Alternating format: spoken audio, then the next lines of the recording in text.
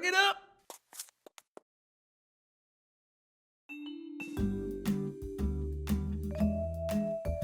Now you're going to see in the Tools menu the audio mixer.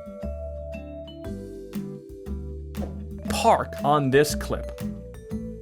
I'm going to reduce this down to -16. I'm going to change this to -5.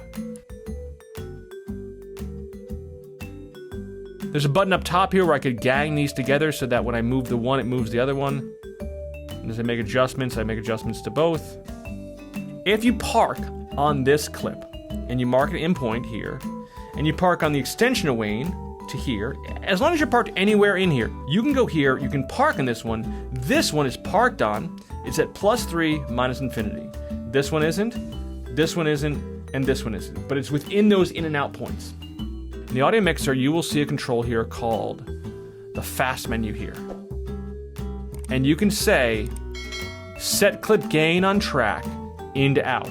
So every clip within the in to out will match the clip gain that's on the clip that you're parked on.